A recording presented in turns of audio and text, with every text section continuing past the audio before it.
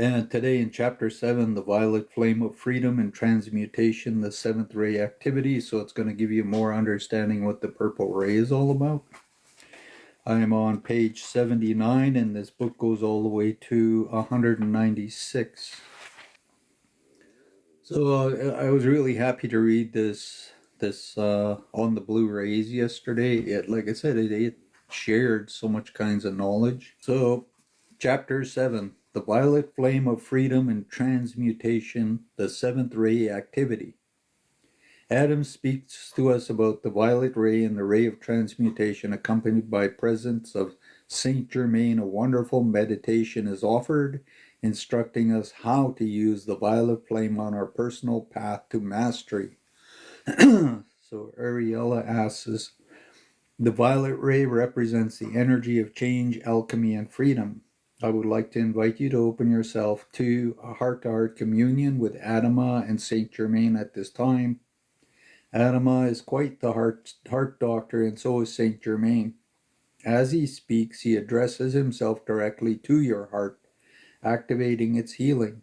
This is basically what Adam likes to do. He is also one that can really plug you into Telos in more than one way. And it says, group, could you explain who Saint Germain is for those not familiar with this alchemical master? Uriel, Saint Germain is and has been for eons a guardian of the violet flame. Within the spiritual hierarchy, he holds a position of a koan of the seventh ray. This means he is a guardian of the violet flame of freedom and transmutation for this planet, which is the actions of the seventh ray. In one of his many previous incarnations, he was Saint Joseph, the father of the Master Jesus, who lived 2,000 years ago. He also incarnated as the prophet Samuel and Christopher Columbus and Francis Bacon, the true author of Shakespearean plays. So Francis Bacon was the one that created the Shakespearean plays. He was asked once why he gave the plays to Shakespeare instead of taking the credit for himself, and he replied, karma balancing. Last but not least, he was very well known in France prior to and during the French Revolution as the Count of Saint Germain. This immortal being lived and was seen regularly by many for over 300 years, always maintaining the appearance of a 40-year-old man.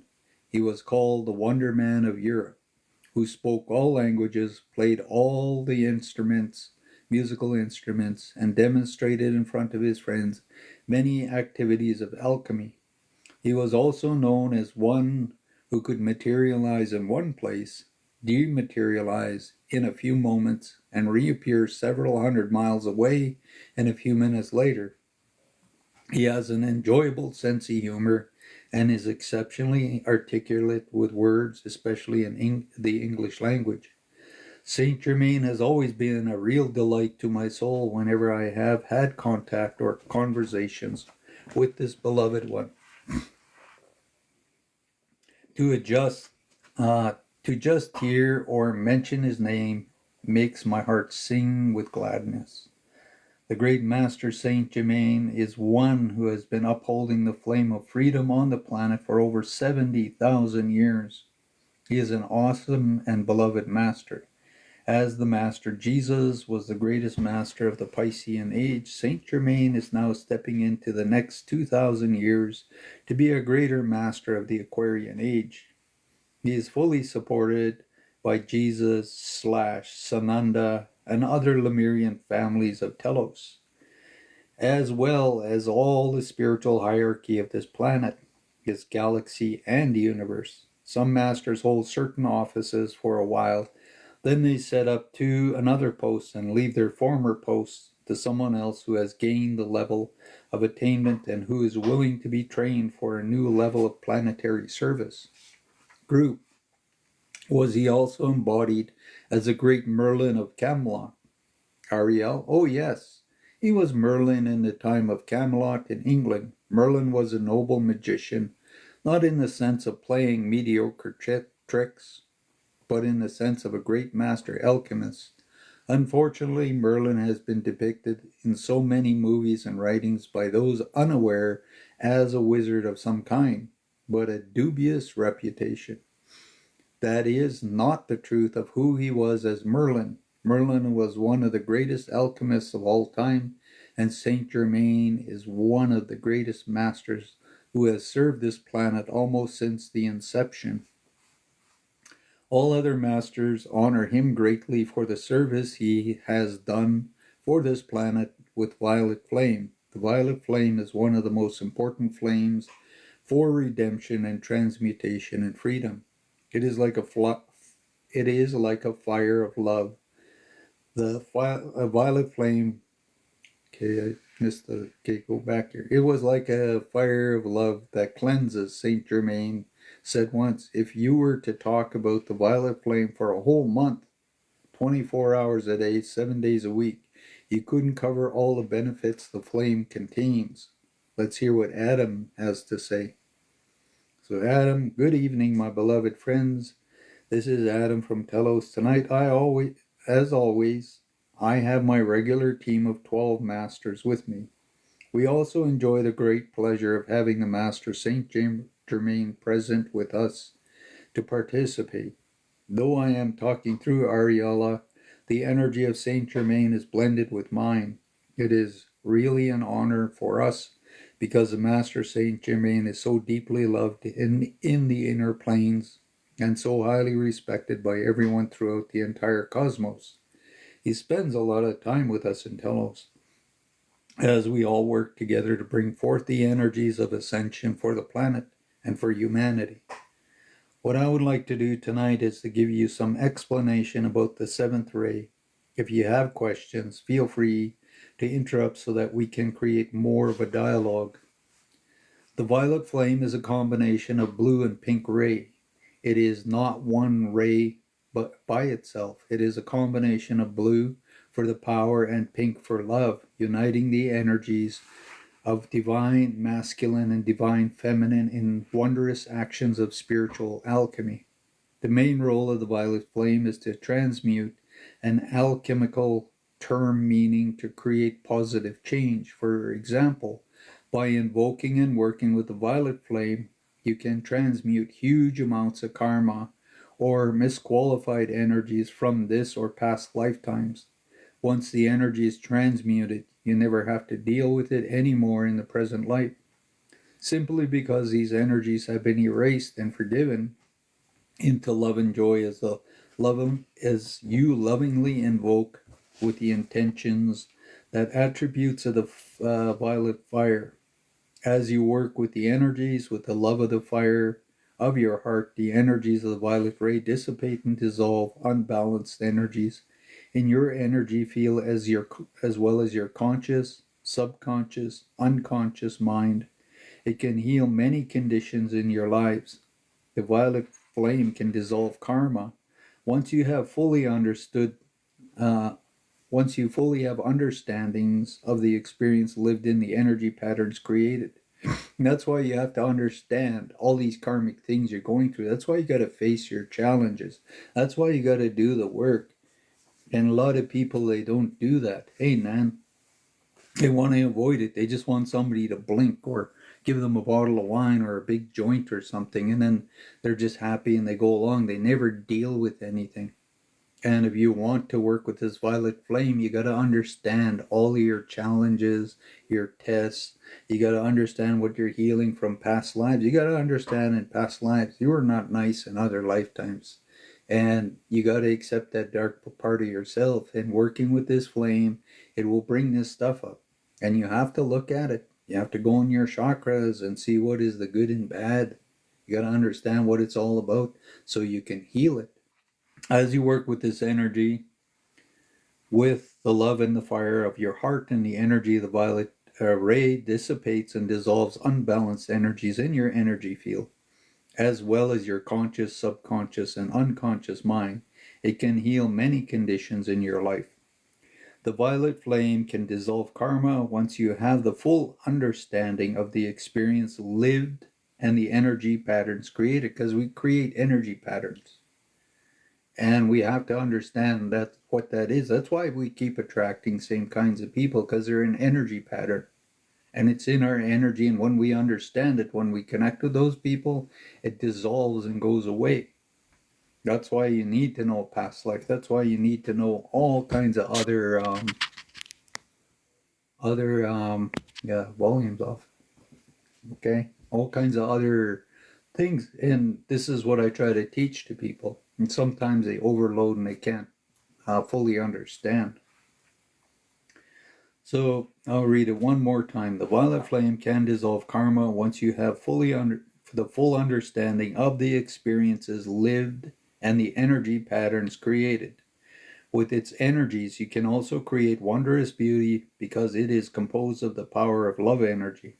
Also included in the violet ray activity is the flame of forgiveness and compassion, which are also very relevant for creating harmony and manifestation in your life. And sometimes people see me in this purple, bluish kind of energy. There are other attributes to the violet flame as well, such as comfort flame, the flame of diplomacy, and of ceremonies. These are all seven ray activities. Whenever you create comfortability, no matter what form it takes, you engage in the seventh ray activity. And that's what I try to do, is create comfort for everybody. I always try to find a way to adjust energy and help people.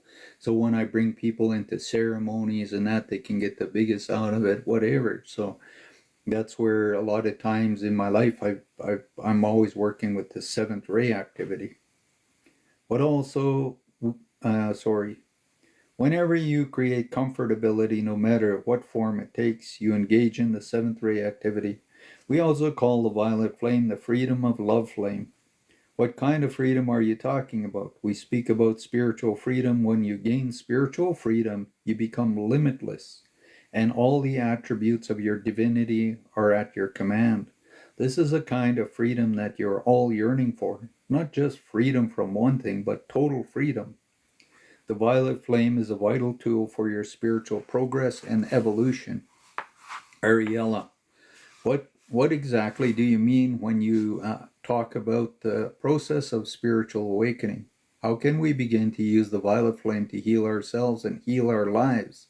Adama, understand the nature of the seventh ray that can assist in the purification of the substance and energy of life. There are many ways you can use the violet flame constructively and effectively. You can use it through prayer and invocation. You can also visualize it in your meditation and set your intention to receive an infusion of this energy in all aspects of your being. You can breathe it into every cell, atom, and electron of your body. You can cleanse and purify every thought and feeling in your auric field. Be creative and start writing your own prayer and invocation to it. When these come from the fire of your own heart, they are more powerful than those that have been written by other people. Prayers written by others are most situated for those who wrote them. Work with it each day and start creating miracles of love in your lives.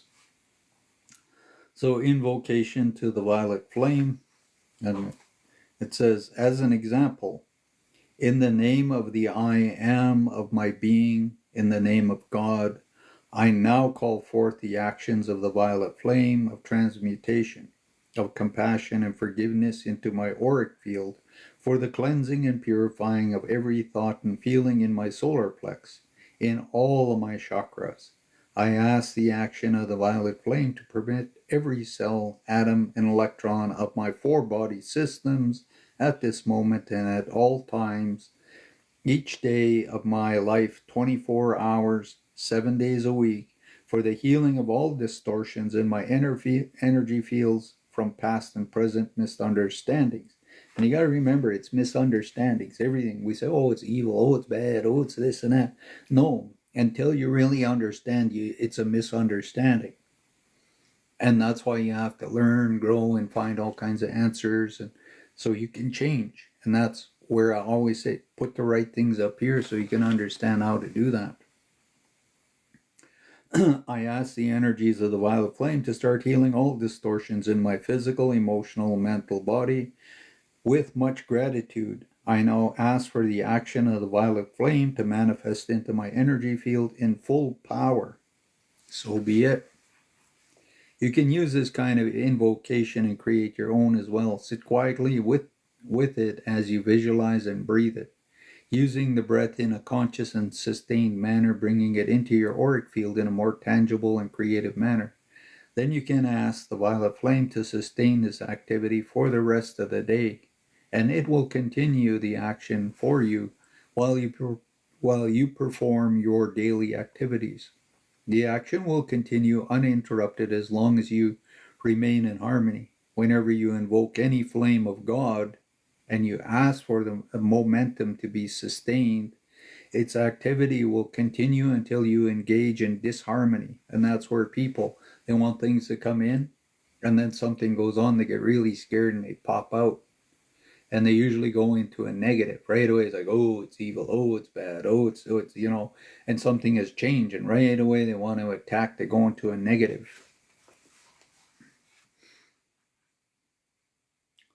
That vibration stops it until you make peace within yourself to invoke it again. So I'll go back and read. You can use this kind of invocation to create your own as well. Sit quietly with it as you visualize and breathe it in, using the breath in a conscious and sustained manner, bringing it into your auric field in more tangible and creative manner.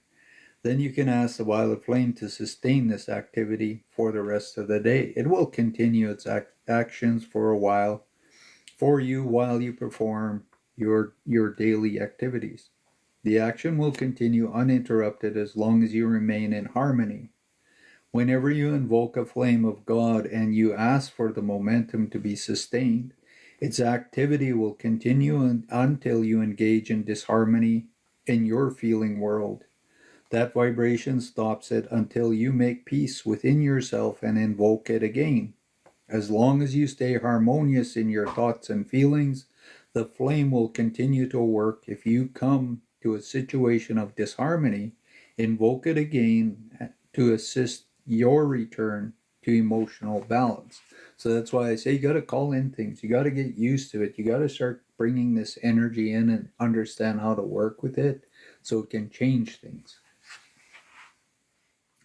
The more you visualize it, the more you stay in your heart with it in your meditation, the more action it is building.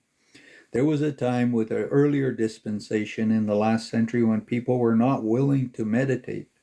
So we formulated a series of decrees where many people invoked the violet flame or the flame of other rays daily, and sometimes for hours and hours. Unfortunately, for many people, this type of devotion became a mental ritual, lacking the real fervor of their heart. So they just did it. Like some people go into Buddhism and they learn about Om Mani Padme Hum and they just chant it all day.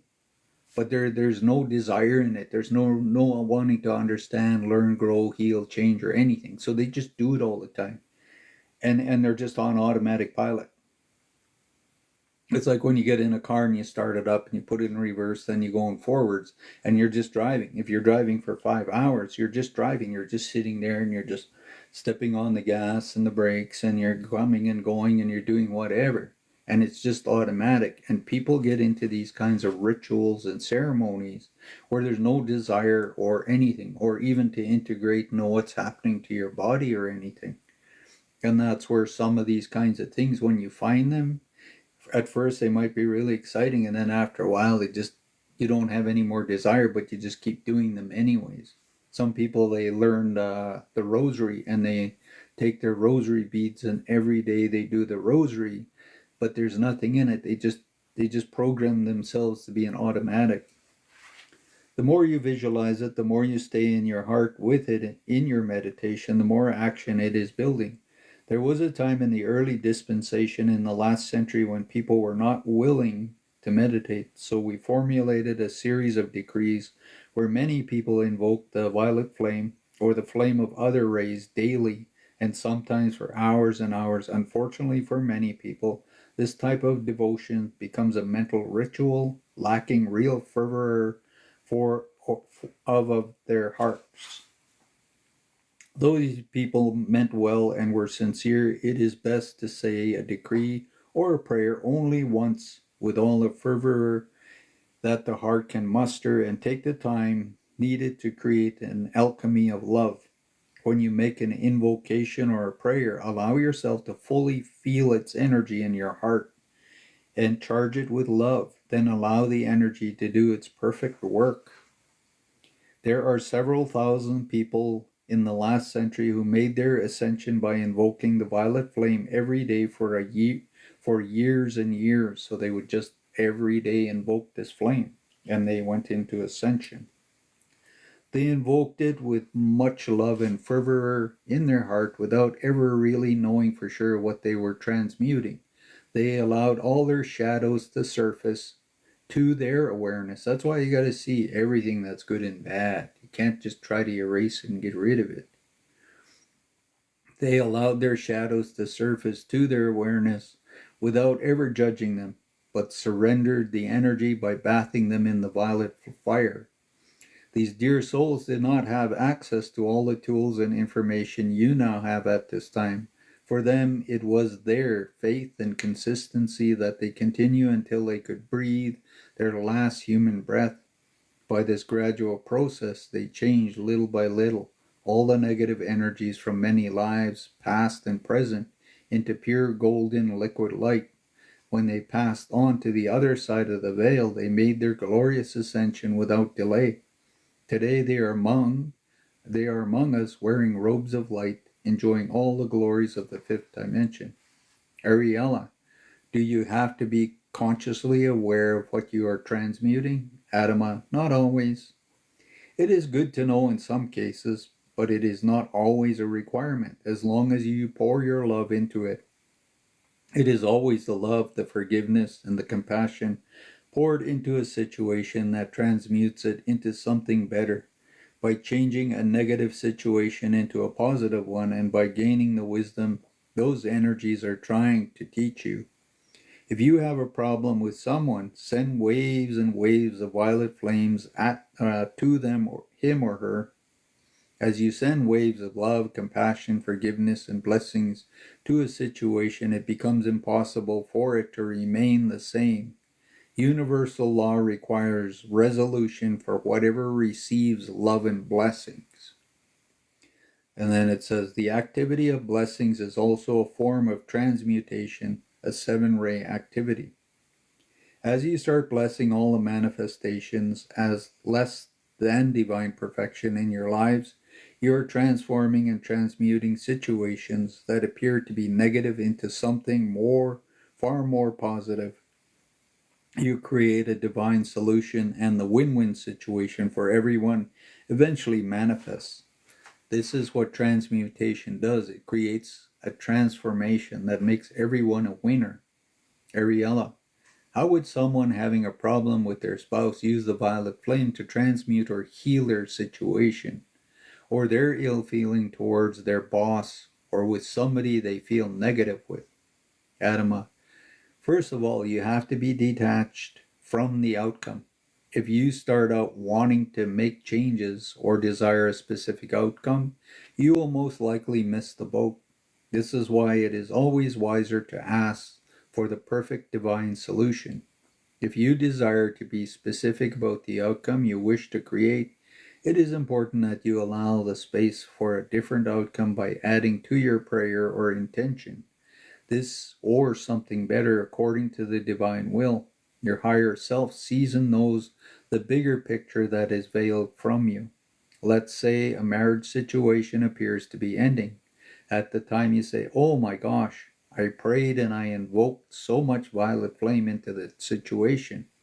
I did all I could to be loving, compassionate, and to bring resolution with love and forgiveness. And now it seems like I have more challenging situations. Now contemplate this. Ask yourself if the ending of the marriage was a failure or a spiritual victory. Say that if you have done your very best and a situation does not end that way it was hoped for, perhaps it was a karmic relationship that had reached completion. And a lot of people are doing these karmic relations. All these people is like, oh yeah, I want my twin flame. Oh, I want my, my divine soul. Oh, I want this and I want that. And then they get married and they're really happy. And then in 2 years, 3 years, they're. That's why I say when people say twin flame or soulmate, I see them getting in this old, those old time planes in World War I, and they're made out of canvas, and they got this little, one person sits in the back, and the one they got this little stick, and they're flying along just happily in about a year, and then wings catch on fire, and they keep flying and flying and flying, and it gets worse and worse and worse, and eventually they crash. And when they hit the ground and it explodes, their whole lives, their marriage, everything is destroyed. And a lot of people are going through these karmic things. And women are saying, oh yeah, men are assholes, and men are saying, oh, women are assholes. But you're not supposed to marry somebody from another lifetime that you already fulfilled something. You're meant to be friends. But as soon as people feel good energy off somebody, right away they want to have sex and say, oh, we're supposed to be married, you're my twin flame. And then they go through these nightmares. And a lot of karma we're trying to undo here. And everybody is that, yeah, men are just total assholes. Oh, women are just total assholes. And you just do these bitch parties. And it's trying to tell you that maybe this is a karmic thing. You need to use this violet flame, you need to heal, you need to move on, and then let the universe resolve it. Move on.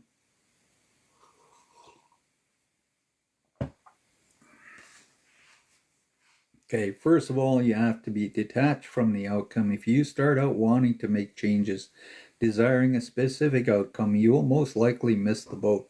This is why it is always wiser to ask the perfect divine solution.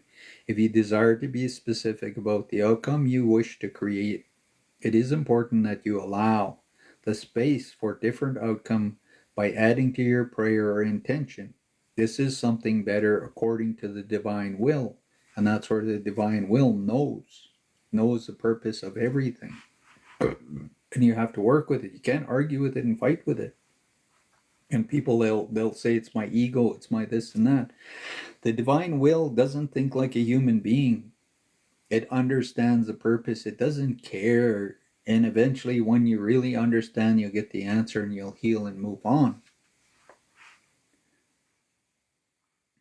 The divine will, your higher self sees and knows the bigger picture that is veiled from you. Let's say a marriage situation appears to be ending. At the same time, you say, oh my gosh, I prayed and I invoked so much violet flame into the situation. I did all I could to be loving, compassionate, and to bring resolution with the love and forgiveness. And now it seems like I have more challenging situations. And that's where, like I say, we're burning off karma from so many things. Now contemplate this. Ask yourself if the ending of a marriage was a failure or a spiritual victory. I say that if you have done your very best and the situation does not end the way it was hoped for, perhaps it was a karmic relationship that had reached completion. Perhaps your higher self is now ready to open your life to something much more appropriate for your path and for your happiness. The marriage was certainly a spiritual success, not a failure, because of the fine qualities of inner work that was done. The right to move on to something more fulfilling has been earned. The feeling of a loss or a sense of failure is about temporary human illusion. And that's where we're all in these human illusions, in these fractions of time. And if we're not happy, then it's all bad. And that's not really a truth. 2 years later, you find yourself in a wondrous new relationship where you are so much happier and where there is so much more affinity and harmony. You will remember that time, the pool of the violet flame you have previous invoked that created this new avenue in your life. There are times when karmic situations are resolved and it's time to move on. And this is the way your prayers are answered. You are now free to experience something better versus staying in a relationship that has reached completion. Many times it is important to let go of situations that no longer serve you. The divine solution may not always at first appear to be what you want, but whatever will be created will always be for your spiritual advancement and will always bring the best results. The violet flame is also known as the miracle worker, and some people are placeholders. Like I met this woman before I got together with Cindy, and she was a ex-nun from England. She was also a psychic and all kinds of stuff. And if it wasn't for her, I wouldn't ended up here and there, and then me and Cindy wouldn't have met. But for 4 years, and she treated me really bad. She wasn't a nice person, and she would ask me questions, and I would just channel things, and she'd always scream at me, "Who's your teachers? Like, who taught you all of this?" I'm like, "They did up there, God. Just ask God anything, and you'll get the answer." And she would just freak out at me. And sometimes she'd say, "Oh, I'm going over to my friend's place. You're going to come with me. But when we're there, don't say a word." And I'm like, when I'm there, at some point, you're going to tell that person to ask me something, and I'm going to tell them the truth about everything. And then afterwards, you just attack me and scream and call me names and everything. And I was paying for her rent in her apartment in Edmonton, and I was giving her money for food and all kinds of stuff. And I was trying to take care of her. And like I say, she treated me really, really terrible. And whatever that karma was, but I had to go through it all, and it was about 4 years it went on. And then it ended, and then Cindy came into my life, and here I am with Cindy, but I had to go through all of that. It's like the one person I went with in the past in my 20s, and she was native, and she put me through hell too for years, like really, really terrible things. And it really messed my brain up. And it took me a long time to heal and learn from it all. And like I say, it really, really changed me. And it made me very, very angry. And it just, like I say, so much went on. But I realized from that, okay, that was a bad experience, but I can't take it into my next relationship. And so, like I say, each thing has its purpose. And like I said, maybe in another lifetime I was a real asshole and I deserved all of that. So hopefully I've worked all that karma off. If not, then there's still things I'm working off.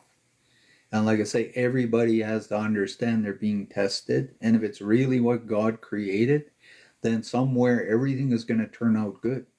Because God is bringing people together like Adam and Eve now, pairing them off. And this is where people have to stop my twin flame, my soulmate, and all these childish things. Like, you'll be brought together with somebody and you argue and fight.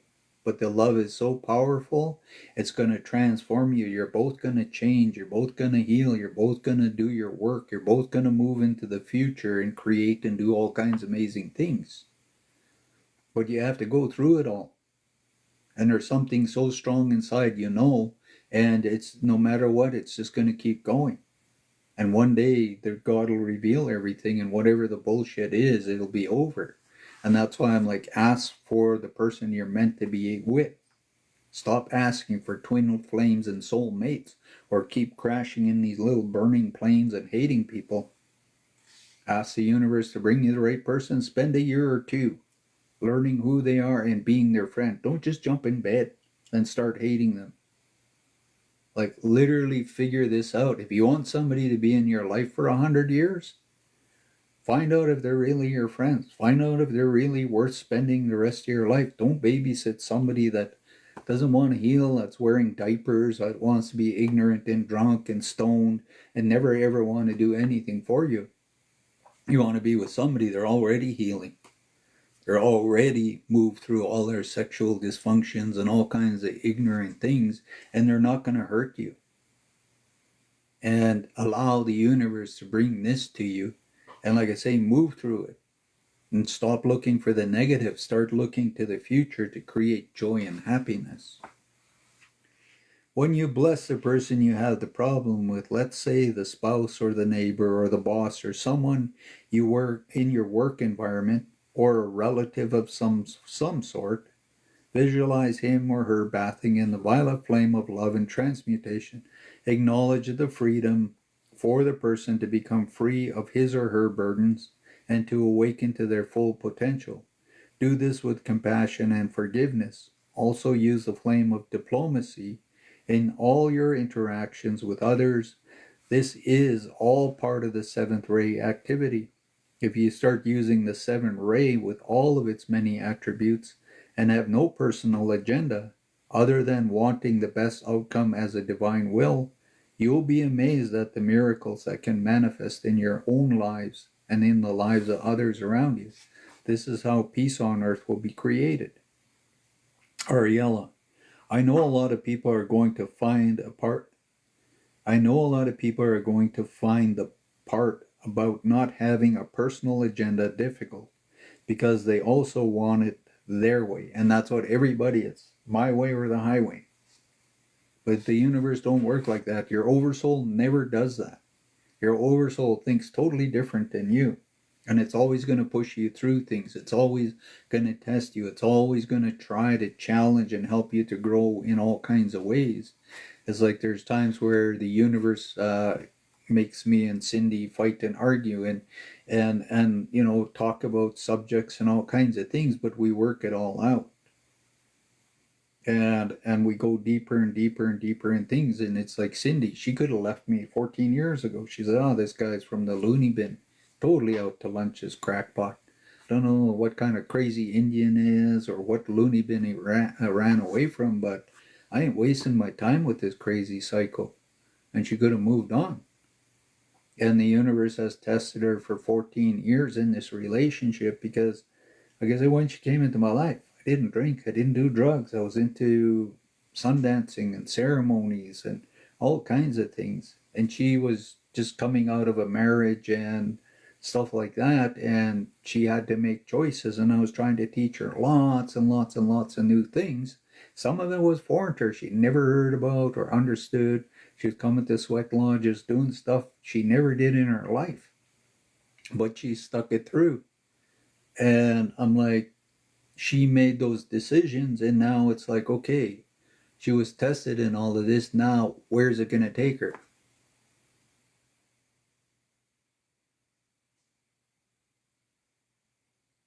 I say, listen to this book and maybe practice some of these things, Louise G. or Louis G.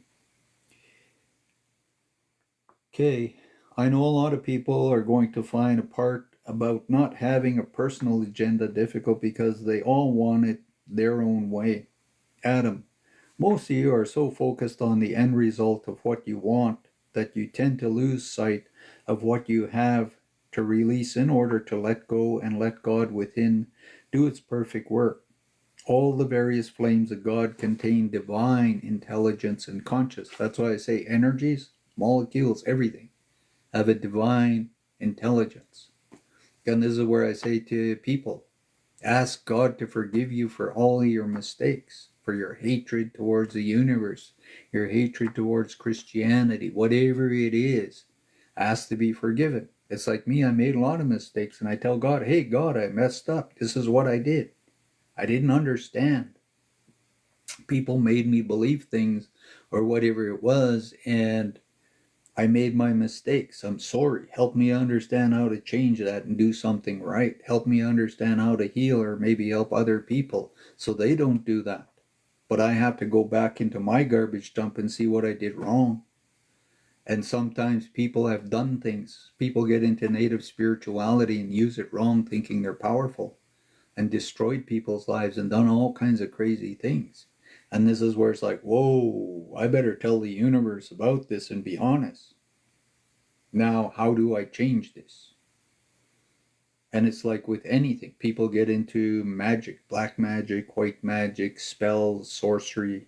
People get into all kinds of different things. People hear all kinds of stuff and do stupid stuff. People buy a Ouija boards, play with them, and then they try to get rid of it and pretend they're just these angels, and they sit in a church and they're praying in the name of Jesus and the blood and all of this shit, and they never say, you know what? I had a Ouija board and I did all these bad things. The universe knows what you did. If you've cursed anybody and done anything wrong, maybe you got to go look around in that garbage dump and start pulling all the shit out that you did wrong and go, hey, universe, I shouldn't have done this. Maybe you got into Carlos Castaneda stuff and you thought you're really powerful and you did all kinds of foolish stuff. People get into stuff and tricked all the time. That's what the dark side is always doing. when you don't have the right information, it's going to fool you into doing really, really stupid things that could be harmful to you, to your future, to all kinds of things. There's many bad teachers out there, and they don't care. They'll sell you anything and everything, and they're all about their own ego, and they don't care. But better look in your own garbage dump. How have you mistreated people since you were a child? How did you mistreat your own grandparents? How did you mistreat your family and all kinds of things? Like, look at it and see what is there that you got to tell the universe. It's not a secret. It's not hidden. Be truthful. Wanting it your way is like saying, God, well, God, I want this, but I want it my way. Even it is ultimately not for my greatest good. And this is where if you see people really, really happy in a relationship, bless them. Don't go, oh, I really like that, so I'm going to take him or her, and they belong to me. Oh, they got a really, really nice house, well, I'm going to take that. Oh, they got a really beautiful family, well, I'm going to take that. Don't do that. If you really want that life and that home and that happy family and everything, bless them so God can give you the same thing. But if you're destroying and taking and ripping them apart, you're going to just get worse and worse things. So if you're blessing them, God is like, wow, you want even better things for them, so I'm going to give you good things in return. And this is where you start realizing and changing the way you have your attitude towards things. God always wants to give you the desire of your heart, and you may soon find out that this is not really what you need in the first place. This is where sometimes we pray and we don't get what we pray for, because it's not meant for us. And just because somebody has manifested something, stop doing that. Because if you force it and the universe gives it to you and it doesn't belong to you and it's not yours, you've created really lots of bad karma for yourself. And people are really into this manifesting and all kinds of stuff, really creating chaos for themselves. These flames want to bring forth the most magnificent outcomes in your life, but if you are determined to have it your way will often manifest. When you are so determined to have it your own way, the universe will often give it to you, and you might find out several months or years later that you missed the boat on something much bigger. And that's why I try to teach and talk here and help people understand some of this new age stuff is crazy. You got to be really, really careful with. I'm just flicking here to see how much further this. So to go to get to chapter 8, I got to read right up to page 100. So I'm going to read a little more here and then take a break. Cindy can come and chat you guys up a little bit. And then we'll carry on. I'll read to page 90. So two more pages. So God's always going to bless us with things, but sometimes you got to be patient with stuff. Sometimes you got to realize, well, my prayers haven't been coming, so maybe I need to let that go. Maybe it's in my future. That's why I don't like a lot of psychics that tell you, oh yeah, you're going to manifest this, oh you're going to do that, oh you're going to do all these things. This is the book's Telos, Kelly. And I'm on the second book and I'm on page 88. And there's really lots in these books. I've been reading them. There's 4 of them. So God always blesses us. If we don't want to stop praying for something, we're going to get it. And then when we get it, we're going to get karma. We're going to get something if it doesn't belong to us. And like I say, things could be a year, 2 years, 5 years down the road, and all of a sudden you go, whoa, I really messed up. And that's why you shouldn't destroy marriages and children's lives and all kinds of stuff. And a lot of people are out there doing that all the time. There's lots of really dark people. They'll look into your life and think their future is yours, and they will try to take everything from you. We see this happening all the time on the planet. People are so afraid to let go of their own personal agenda and allow the wisdom of the higher selves. And we need this 8th, 9th, 10th chakra to come in, because it knows everything. And it will do every last amazing thing.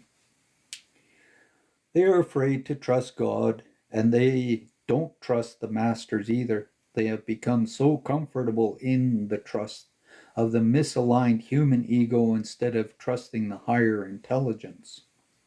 Remember, lack of trust was the energy of the original fall of the consciousness of man, and the experience you have all had with the lack of trust have been very painful indeed. This needs to always be in charge. This too always this sorry reading wrong here for some reason. This need to always be in charge instead of being in allowance of what is on the earth has created a lot of disharmony. The higher aspects of you loves you totally and wants nothing but your happiness and to bring you back home to the enlightenment and mastery. This higher aspect of you knows exactly how to bring into your life the intention and circumstance that will open wide the doors of everything. You want that doors of everything to come through. But your constant resistance to clearing from your path the boulders and fears that have created blinders that stop you from perceiving that wondrous doorway that has been available to you all along, even if you have to go through many dark nights of the soul. Surrender to the divine will, my beloved friends. Let go of fear and trust the process. People are afraid to experience a dark night of their own creation. What got people in trouble in the first place was the lack of trust. When people decide they no longer wish to trust God to feed them 3 times a day, and they decide to get their own meals instead, a misalignment was created. When they stopped listening to the voice of their own spirit, they separated themselves from the flow of the divine. Now, several thousand lifetimes later, there is no longer trust in the union between divine spirit and will, and nearly everyone lives in fear or lack of some kind. Now it is your time, through experience and acceptance, to regain and relearn the energies of trust, in spite of appearances, through intention and release, through allowance of all that is, the boulder you have created that blocks the door of everything will be dissolved and you will be free to step in. You will finally be home. Aurelia, is this the bottom line with the healing that is needed to take place in all our hearts and souls?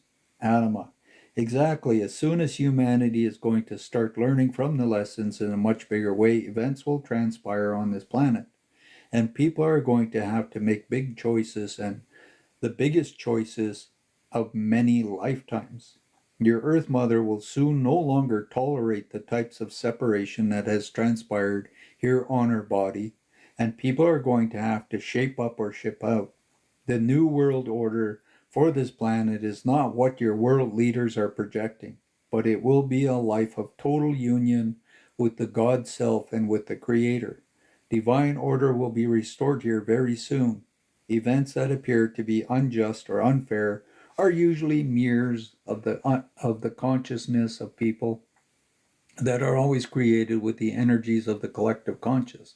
For example, in your country, many people don't like your government.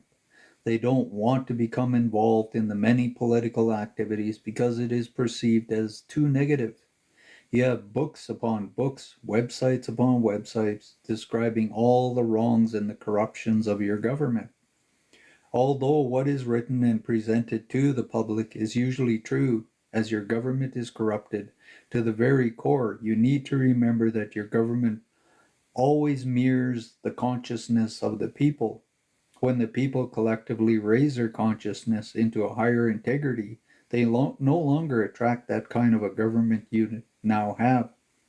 This is not only the US, but also applies to most countries of the planet. When a cataclysm comes, it is the same thing. Cataclysms are nothing more than nature's way of cleansing the imbalance of toxicity created by the consciousness of the collective. You do not honor the earth. You trash her body, create much pollution, use her resources unwisely.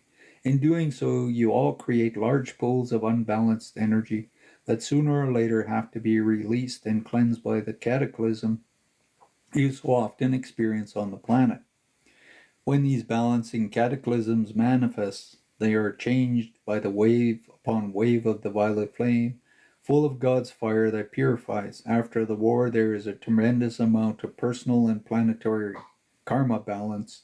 Greater understandings is reached, although it may not seem apparent if the truth is viewed through the eyes of those who still strive to control your free will.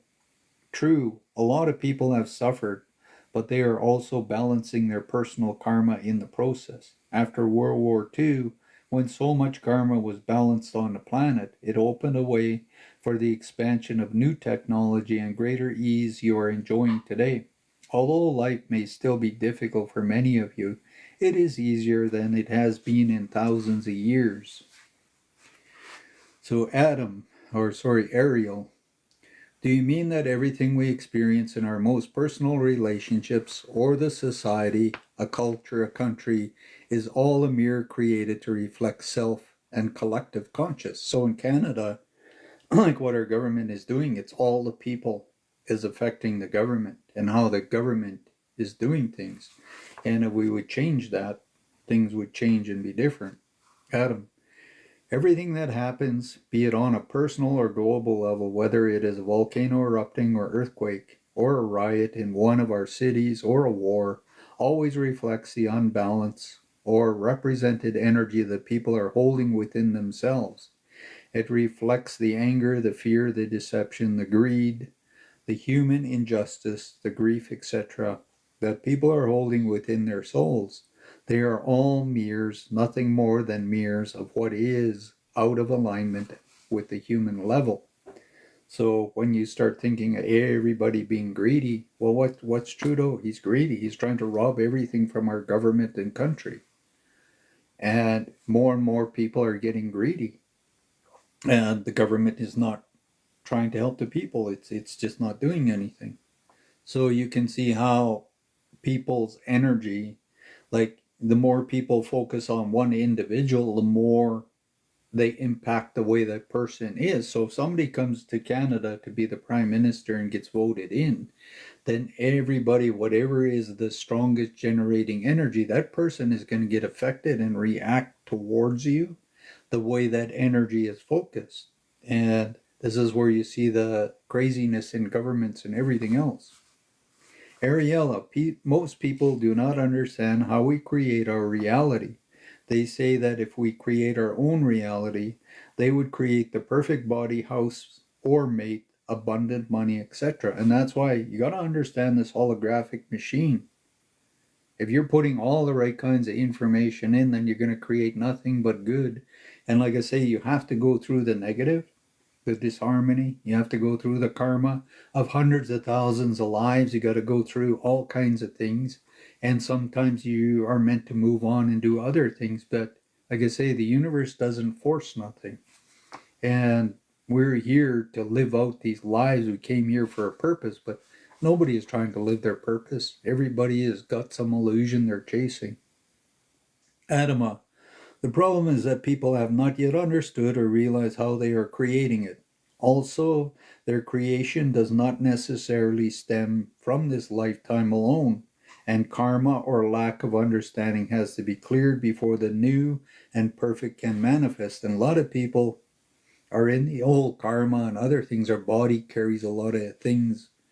People create constantly by their moment by moment thoughts and feelings, also by their words and actions, and also by the internal dialogue they maintain within their mind during all waking hours. People may say, I want the perfect body or marriage, but the thoughts and feelings they entertain most of the time do not support their desire.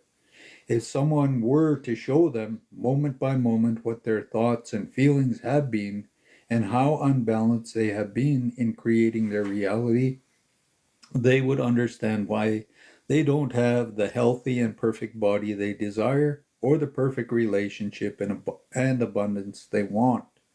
People have to really become conscious of their thoughts, feelings, words, actions.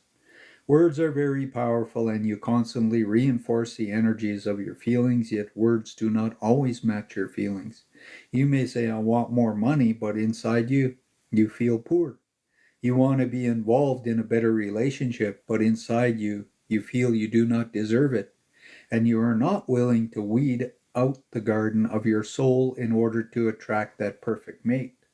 You say, I want a perfect body, but instead you do not love yourself. You do not love your body as it is, and you are not in the acceptance of the lesson you are learning with your body in its present form. The body can only respond to love, and nearly all of you do not love or take care of your bodies or body of your. Let's try that again. The body can only respond to love, and nearly all of you do not love or take care of that body of yours like we do in Telos. Very few of you love yourself enough to nurture yourself and your bodies properly or consistently. Most of you do not give your body the proper nourishment it needs to rejuvenate and radiate perfect health either. How then do you expect to create a perfect body for yourself? You are constantly reaffirming what you do not want. You live in a house of mirrors, and the universe gives you back much of the same of what you are creating through your thoughts, feelings, and words. So, whatever's going on in your life, you're doing it. And like I say, that's what I've seen many people. They want money and that, but they believe they're poor. Everything, they're poor all the time. And anything they do, they go and buy gas. Oh, I can't buy gas. I got to go to this gas station because I'm going to save 1 cent on a liter. And inside them, they're believing they're poor instead of just going to any gas station, paying, filling the tank, and then driving away going, I'm blessed. I'm thankful. I was able to fill my tank. But people think this, and they're always looking for bargains and this and that, and they live in poverty in these ways of thinking. And you got to change this, because I don't believe there's anything such as somebody who's poor. My granddad always taught me that. He says there's no such thing as poor. And that's the way I look at the world when somebody says, oh, I'm so poor, or I was poor when I grew up. No, you weren't. But people really got this belief, and then it affects everything in their life. You live in a house of mirrors, and the universe gives you back much of the same of what you're creating through your thoughts, feelings, and words. When you decree, I am sick and tired of this and that, you are creating very powerful affirmations that return to you the energies you just named. You are constantly creating affirmations of what you don't want. Be aware that the universe hears you and honors what you say. And that's where people just focus on this, and they got to change the way they think and look at life and everything else. You're constantly creating affirmations of what you don't want. Be aware the universe hears you and honors what you say. If she says she's sick and tired and keeps affirming it with so much strength and power, it must be what she wants. Let's give it to her or him. And so you get more of the same, and the mirror keeps returning. And that really makes sense, because that's where people's thoughts are all the time. Hey, ducky. Aurelia, now in terms of using the violet flame to balance karma, since we obviously still have to learn the lessons from the karma, how do we learn the lessons if we simply use the violet flame to get rid of it? Adama, the violet flame will not just get rid of it. That is not its purpose. The violet flame will assist you in balancing it out, but it will teach you as well the lessons you need to learn, albeit in a more gentle way. If you remain in resistance to the lessons and understanding that your challenging situations are teaching you, the use of the violet flame may not bring the desired result. It cannot be misused to prevent you from gaining the experience and wisdom that are ultimately the true meaning of karma. And that's why people don't understand karma. And I say that all the time. And karma is always correcting an imbalance. It's just a teaching tool. But people stop living, oh, I'm going to become a Buddhist so I don't ever have to create karma. Hey, don't do that, because man, you are going to create shit you wouldn't believe. Don't go around going, oh, namaste, love and light. Because somewhere you're going to create an imbalance, and you're going to create lots of karma. You have to accept karma, just like you got to accept Saturn or Kronos or um, these beings that are time, because everything in time will find a way to balance itself and correct itself. And karma is a really, really big part of this. And you have to face these karmas. You have to face these things, these tests, these trials, whatever it is, the ups and downs. And we've all made mistakes. That's why the dark side has got this world just bamboozled, because it knows it's always trying to be one step ahead of you so you'll make a mistake. And they're using karma right now to stop everybody from evolving and growing. And everybody's like, I don't want any karma. But you're trying to heal lots and lots of lifetimes of karma and all kinds of things. So learn your lessons and move forwards and allow karma to be part of your teacher, like Kronos or Saturn. Saturn is like the dean of the universe, knows everything you need to learn. And in astrology, when it goes into a sign, it's going to teach you something for up to 2-3 years, and it will do that. So when it moves into Aries for everybody this year, it's going to teach people lots of things for 2 to 3 years. Then it'll move into the next sign. Then it'll teach again. And it doesn't care, because while it's in there, it's going to try to give you every kind of answer and teach you and give you the lessons. So the flame will not be just get rid of it.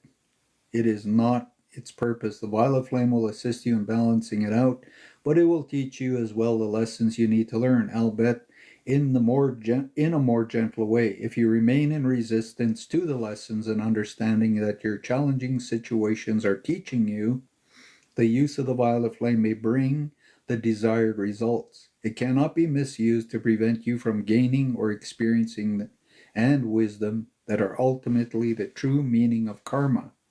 Yet there is a difference between learning a lesson in a gentle way from a wise guidance that you embrace, to living through a very difficult experience in order to receive the same understandings. Do you see the difference? The violet flame can bring you to a space where you can learn your lessons in a very loving and gentle manner, where you can still learn the same valuable lessons in ease and grace. It does not have to be as painful or difficult as what you are choosing to experience with your lessons at this time. You resist to open yourself to the higher and easier way is what creates the harshness in your life. And like I say, we can make it challenging. That's why in natives, we ask the spirits to, in a kind and gentle way. And whenever you're moving through energy, healing, experiencing new things, ask in a kind and gentle way. Don't try to go from kindergarten to graduating from university in 1 year. It doesn't work that way. Another invocation of the violet flame. Here's another way you can use the violet flame for the world around you. You can definitely make an invocation and say, in the name of the great I Am, I call the beloved Saint Germain, the guardian of the violet flame, to saturate the world with waves upon waves of violet fire, to infuse every particle of life, every man, woman, and child on the planet in an auric field of violet flame to protect and awaken them. I ask that this action be sustained until perfection is restored, and so be it. You can make this invocation in your daily prayer and call in millions of violet flame angels that are just waiting for your attention to go to work. Send them everywhere in the world to fill the world with violet fire. You know, angels are not allowed to interfere with your world unless they are called, the call is made from your plane. And that's why I say you got to ask and give them permission. Everything in your life. And this is what they didn't want you to learn in church. And they didn't want you to understand. And when you understand how to do this correctly, you're going to see magic happen. Send them to work. They are waiting to answer your requests. And I say, I'm really bossy with my angels. Really. I mean, I really, really talk to them. And when I go places and that, I call lots of angels in to help. People have experiences when I've gone into their homes to do mini retreats and teach energy and that, and all kinds of stuff happens. because I pray lots of angels come in to do all the work for everybody. I'm just a conduit. And when I leave there, people are changed. I mean, Kelly, who's on here, she's experienced that when we've gone to her, and other people. Other people have had clearings with me, and all kinds of things have changed. But a lot of people go back to the old, and they don't know how to stay in this energy and all this stuff. I bring it in for them. But soon as they go in a negative, it's gone. And they don't call it back. They don't understand how to do these things. And they all want to go from kindergarten to graduating university. So it takes 12 years to go through school. Then how many years through college? Then how many years through university? What? That's about over 20 years. If you would start working with these things and work over the next 20 years, your whole life will be changed so much. So send them to work. They are waiting to answer your requests. The violet flame angels can literally flood the planet with violet fire. The dimension and dimension, and diminish a lot of pain.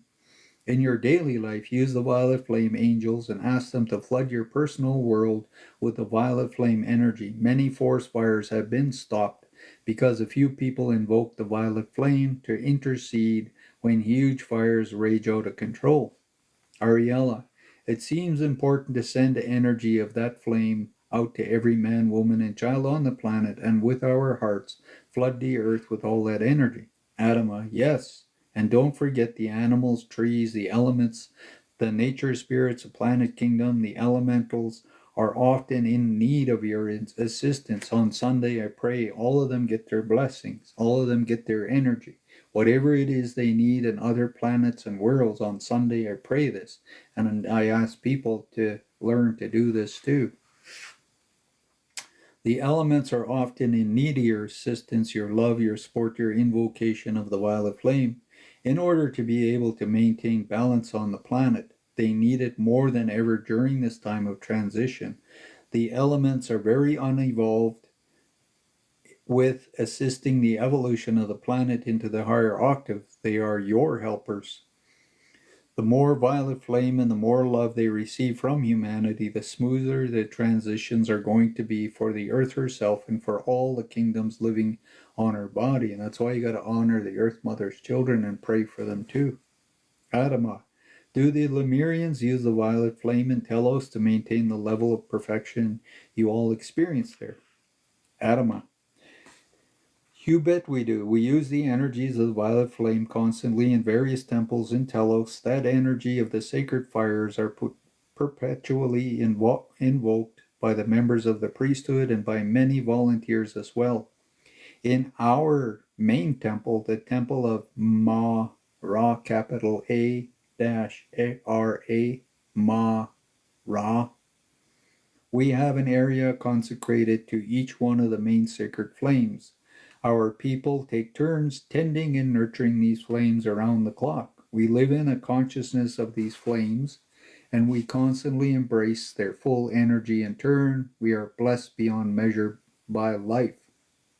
Outside of Telos, in the area of the fifth dimensional Lemurian crystal city of light, we have temples consecrated to each one of the main sacred flames. These temples are quite large, as a rule, and the beings living in those areas tend to nurture those flames with their love, devotion, invocation around the clock as well.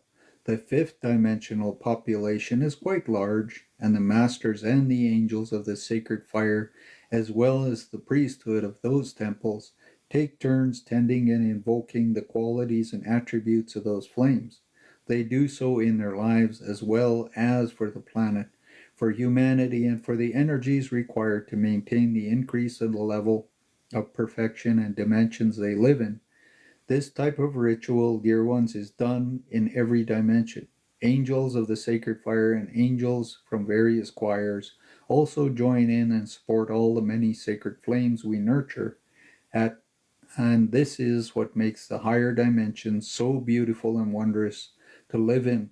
This activity was also carried forth in all temples in the time of Lemuria, Atlantis, Egypt, and in all former golden ages and civilizations.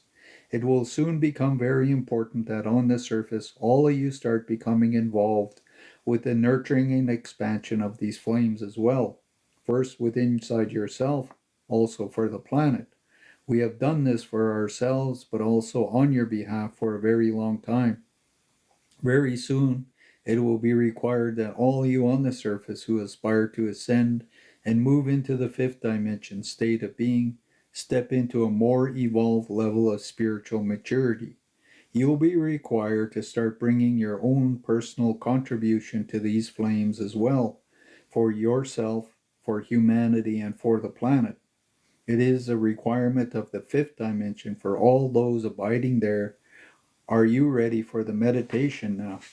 So this purple energy, this blue energies and that, like I say, they're really important. And you need to understand and try to work with them and, like I say, know what they do. Meditation, the journey to the violet flame temple in Telos. So I'm going to start the meditation. If you want to close your eyes, you want to start relaxing and breathing. I now ask that you center your heart and state your intention and desire to be filled with the wondrous energies of your divine presence. So you're calling down your energy, your oversoul down inside yourself. You may do this in this manner, in the name of the I am that I am, from the Lord God of my being. I ask now that every cell, every atom, and every electron of my body, 4 systems, all my subtle bodies, every particle of my life, of who I am in all dimensions and states of consciousness, be totally filled with the wondrous and the miraculous energies of the violet flame of freedom of love. I now ask to be filled again and again, 24 hours a day, each day of my life. Keep breathing, just breathe and relax. Allow yourself to breathe and relax. Just know that the universe is going to allow this energy to come down and around and transform and transmute and do all these things. As you are being filled with the violet flame energy, set your intention to come with us on a journey with your higher self to the beautiful and wondrous violet flame temple in the fifth dimension inside Telos.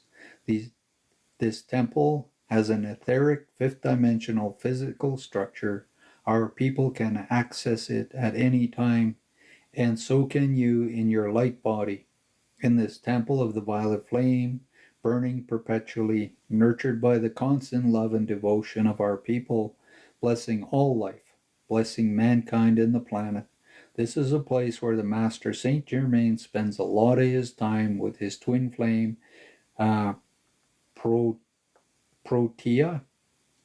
or Portia, Portia, and with legions of violet flame angels of all different choirs, recharging and attending the energies of this wondrous flame of God for the planet. Keep breathing the energy as much as you can, so keep breathing the energy, so that you can bring the energy back with you to your physical body when you return to full consciousness. Now see yourself standing in a large circular room with a high ceiling where the violet flame is present everywhere. The walls are made of pure violet amethyst, and the floors are also made of amethyst crystal, of a smoother texture and lighter color. Piercing through the amethyst wall, you will see a great number of violet tone lights that give you the feeling of a mystical, starry vision. The room is quite bright, and you see dozens of fountains of all sizes and shapes emitting all possible shades of violet hue. In a magical play of color and tones, the water fairies are having a great fun playing with those energies. See them exulting in their playful joy. The flower fairies are also playing games, creating beautiful flowers in all shades of white, gold, and violet with a light energy. See them throwing some at you as their way of blessing and welcoming you. Join in to partake of their joy and bliss. See all the great numbers of the violet flame angels tending to the violet fire with their love and adoration. This great fire, the love flame, is not hot. It's basically on a cool side. There are several chairs in the room, and we ask each one of you to choose the one you are drawn to, in the area that feels the most comfortable to you.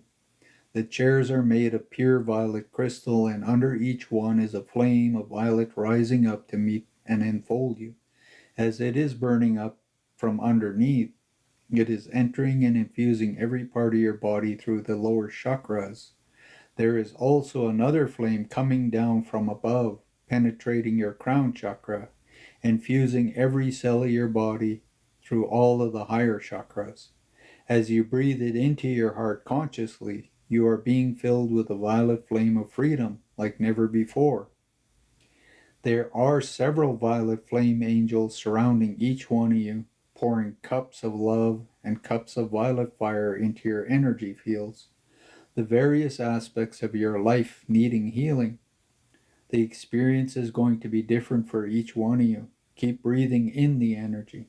Now see the Master Saint Germain with his lady Portia, Portia, the lady Kuan Yin, and the goddess of mercy and compassion, filling you with the love and imprinting your auric field with the flame of compassion, which is also the seventh ray energy. We now ask you to open yourself to the greater level of compassion for your own healing and for the healing of those you love. Whatever it is that you feel needs healing in your life, invoke the energies of compassion and forgiveness, and allow the changes you want to take place. Stay in that state of bliss as long as you want. Talk to us. Talk to Saint Germain or Kuan Yin. Set your intentions to completely heal yourself, to heal all traumas of the present and the past. This room is filled with wondrous healing energies. As you sit and bathe in it, feel waves of dark energy around your field and within yourself. Wherever there have been problems, traumas, or pains, feel the energy starting to lift and dissolve. Start feeling a lessening of density. Feel how much lighter you are becoming. Feel the lightness and the sensation of joy infusing your being. As you feel greater joy, you lessen your burdens. Allow this lightness, this beauty, this love, this power to nurture you in all ways. Keep breathing it in. Consciously request the violet flame what you would like it to do for you. Sometimes between your asking and the fulfillment of your request, clearing processes need to take place, and that's where they got to clear out the old to bring in the new. Clearing processes need to take place. Step by step, you are working towards your victory. Do not feel rushed. Take all the time you need. This is where you just sit and allow. I always say, like vacuums and that, angels coming in and sucking up all the garbage from your aura, from your chakras, from your etheric, from your past lives, from whatever it is that needs to be cleaned up and healed. When you feel ready, you can look around. There are some guides, masters, angels, willing to assist you if you have a query. So if you got questions on that, they can give you answers. The angels, by the way, especially those who work with mankind, come here to recharge with the violet flame vibration several times a week and often on a daily basis. The unbalanced energy on the planet contaminates their force field. That's why I say even your angels need to get healing blessings and energies and every kind of thing. Hello, Katie. So the unbalanced energy on the planet contaminates their force fields, and they come here to cleanse and revitalize. So in this purple place you're meditating in, keep breathing in this purple energy, inviting the guides, everything. Stay with us here as long as you wish, and when you are ready, come back to full consciousness. Now be mindful of not recreating in your lives, through your thoughts, feelings, and words, the energy you just transmuted. And this is where when people heal, they call back all the old again. And they always go back in that old. It's like a heroin drug. And you go to lots of people for healing, they feel really good. Then they go home and they sit and they go back to the same kinds of things and it all comes back in. We invite you to come back to this temple in the fifth dimension anytime you want. The door is now open to you. Master Saint Germain will always be there. His angels are always ready to receive and love you, to assist you in any way that is needed. It is their great pleasure to lend their assistance. As we conclude our talk this day in Telos, we honor all of you for your openness, sending blessings and love, and courage and wisdom. We will also join your dear friend Saint Germain, who commits to send waves of violet flames into your heart, of all of those who will be reading this material later on, and so be it. And that's why we get this book. Like I say, there's an energy that generates. And by having this book and reading it and using these intentions and knowledge can really do a lot. So I'm going to do chapter 8. That's going to take me to part 2 of this book. So I'm going to do chapter 8. I'll read that until it's finished. But first I'll read what it's on this page here. The wielding of great power is not necessary, nor is it understanding of the great minds. All that is required for ascension, individually or planetary, is an awakening of your heart to the truth. And that's where knowledge, you got to have the truth. Chapter 8, transitions of the soul called death and losing a loved one in the times to come. So a lot of people really grieve when people die. So it's going to try to help people because there's a lot of that going to go on this planet because everybody got COVID juice. They got juiced up and they took the COVID and other kinds of things that's going to do all kinds of craziness, and it's going to be really big on the planet. So in chapter 8, transition of the soul called death and losing of loved ones in this times to come, Aurelia. Because there will soon be so many changes on this planet and so many souls have made a conscious choice at soul level to depart their physical incarnation at this time. I know that many of you will be facing the physical transition of one or more loved ones. There are those who have made at this time in their evolution a different choice than you have for their soul path. I would like to encourage you to start seeing the soul transition that you call death with a different perspective. And that's why in natives we see death in a different way. We honor it. Hey Kurt, hey Katie. You all know that there is you all know there is no such thing as death. Of course, there is a transition of the soul from the human experience in physical body to another state perceived as death. But ultimately, this is the soul simply a transition. It is almost always a time of joy, release, freedom, and reunion with other aspects of self. It is a time of liberation, reflection, and new beginnings, and never a catastrophic event.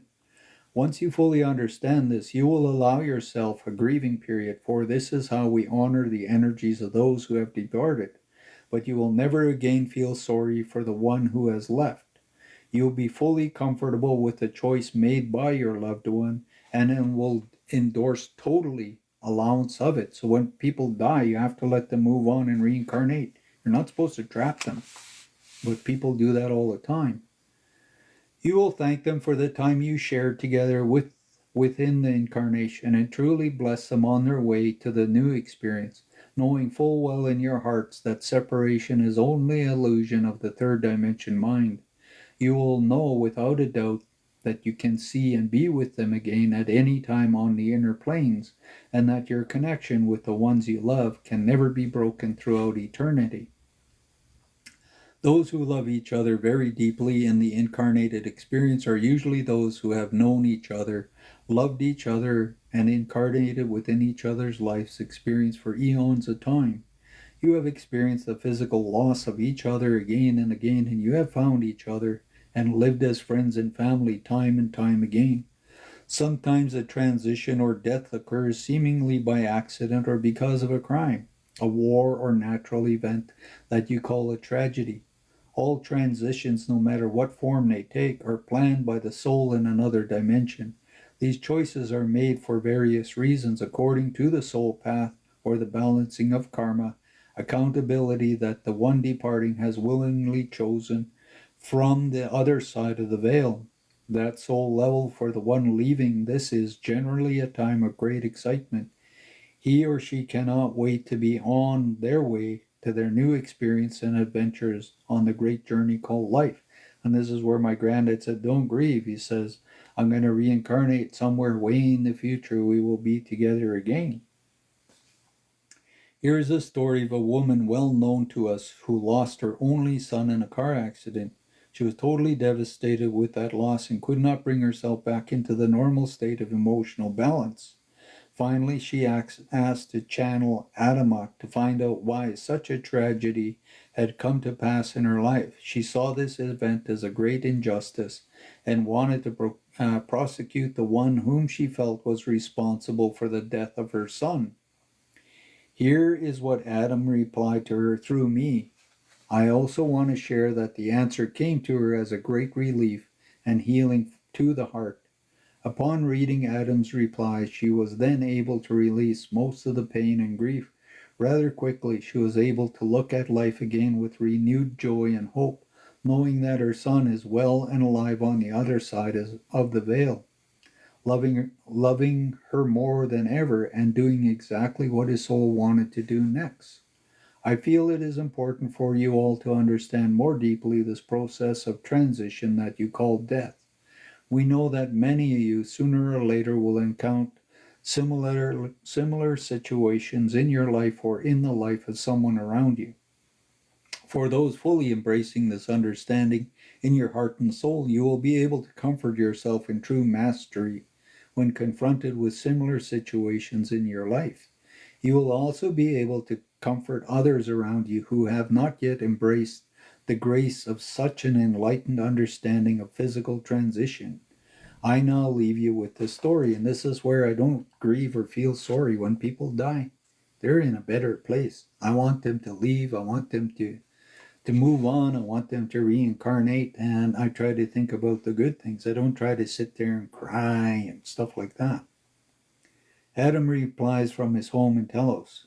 Dear Lemurian sister, this is your brother and friend Adam, and the pleasure to communicate with you this day, heart to heart.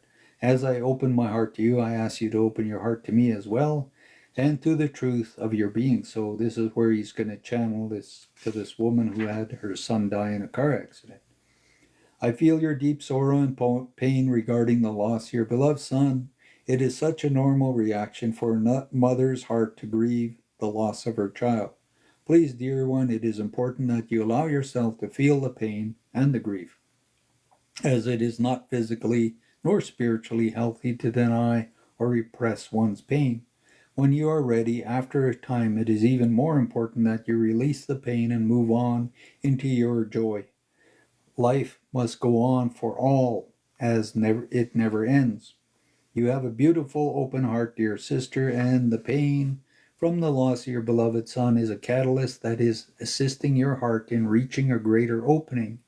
You know, dear one, that there is no such thing as death. It is an illusion of the third dimensional perception. If you could perceive beyond the veil, you would know that your soul is alive, doing well, and more aware than ever before. Your son now has the ability to understand his shortcomings towards you when in the physical expression and has been granted permission to come closer to you and to your heart than he ever did in the earth life. He is now fully aware of the deep and true love you held for him, and his own heart is much more open. He also realizes he did not return your love the way you could have. He realized that he did not return your love the way he could have, the way you hoped for. And this is motivating him greatly on this side of the veil to seriously review the lesson he wanted to learn for this next incarnation. You have had thousands of incarnations on this planet in the course of your evolution, and you have had thousands of children. You have incarnated with great many of them again and again, and truly you have never been separated for very long from the ones you have heart connections with. Your son has been part of your life many lifetimes before, and he will be again, especially as the veils between the dimensions are getting so much thinner. In the years to come, the veil will lift completely, and all you will see your loved ones again face to face. In a not too distant future, you will commit to your ascension. You will experience the great joy of finding yourself one day face to face with your loved one who have departed the physical world. You will be with them again tangibly without having to leave your physical body. Can you imagine the skeptical and ecstasy of great reunion it will create? It is part of the plan, my dear friend. Keep the candle of love and hope burning. Feel the presence of your son around you. Feel the love that he is now returning to you. Since his transition, he has gained much new understandings that he was lacking while in the physical body.